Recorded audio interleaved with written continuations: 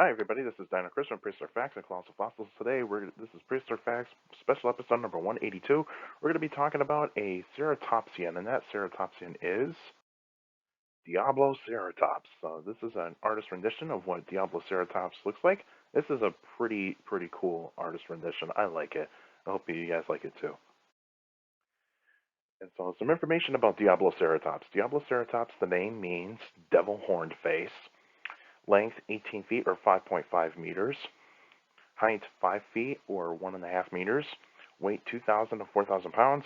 Lived 80 to 79 million years ago in the late Cretaceous period. Found in Utah in the United States and was described by James Kirkland, Dr. James Kirkland, in 2010. And so this dinosaur was discovered around 12 years ago. So this is somewhat of a fairly recent dinosaur discovery. So this is a pretty interesting find right here for Kirkland. So this slide here, map of the United States in the top right corner, or top left corner, excuse me. So the state of Utah is in the western United States in the Rocky Mountain region, and so it's below the state of Idaho and states of Idaho and Wyoming, and above the state of Arizona. And so it's this pinkish type of state that you see right there in the Rocky Mountain region of the United States. So where you can see where there's Salt Lake City right there, that's where you'll find Utah. And on the bottom left corner, you see the size chart of Diabloceratops. Diabloceratops is not a very large dinosaur at all. This is a small, somewhat of a medium-sized ceratopsian, and so yeah, this is a dinosaur that is not very big. And here's the skull of Diabloceratops. So this is the skull that was pretty much found of Diabloceratops, a complete skull. And I don't know about the skeleton. I believe there has not that much have been found of Diabloceratops. So I'm pretty sure that the skull is pretty complete, but other parts of the skeleton is very incomplete. So this is not a very complete dinosaur. More information of Diabloceratops that is part of the Ceratopsidae, so it's a ceratopsian. And the group of ceratopsians that it belongs to is the Centrosaurinae. So it's related to Centrosaurus, who else? Styracosaurus, and a couple of others too.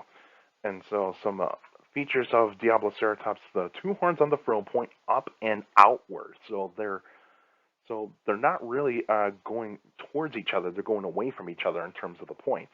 So when you look at that skull, you'll see why it is really called Diabloceratops, because those horns can almost look like the devil type of horns. And the two brow horns curve upward too. So if you look at the skull again, when you go back to that slide, you'll see is that skull, that those two brow horns kind of curve upwards. So this is kind of a weird looking ceratopsian, but it's still cool though. And of course it's got packed teeth in the jaws, and when you look at a ceratopsian tooth, that are kind of pointed. So these animals are browsers. They're not grazers, so they're browsers. So they chew on their food, and they chew on some rougher vegetation. And of course, on the frill, there's holes in the frill. So this is not a solid frill like Triceratops's frill at all. This is a ceratopsian that has holes in the frill. So this frill is not designed for defense that much. So this is only for a display structure. The horns are pretty much for defense and for display as well. And of course, Diabloceratops is a herbivore, like I said before, has packed teeth in its jaws to chew up some vegetation, rough vegetation, so it is a browser. The environment in where Diabloceratops lived, it was a warm and humid environment. There were wet and dry seasons. There were a bunch of trees, ferns, cycads, and flowers, of course, in that kind of time.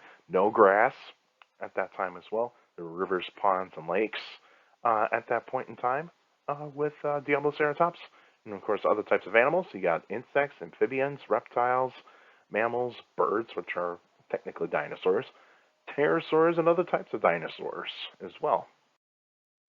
Now, the only predator that I could find in the rock formation that Diabloceratops was discovered in It is a tyrannosaur, Lythornax argestis. So this is a pretty argestis. This is a pretty cool tyrannosaur. When you look at Lythornax, you will see how cool that uh, skeleton, that skull really is of this Tyrannosaur. I think I have done a Lythornax special episode.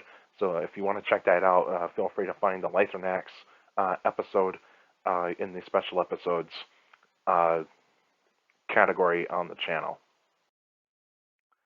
In the extinction of Diabloceratops was mostly due to climate change. The western interior seaway continues to grow, so it continues to expand in North America.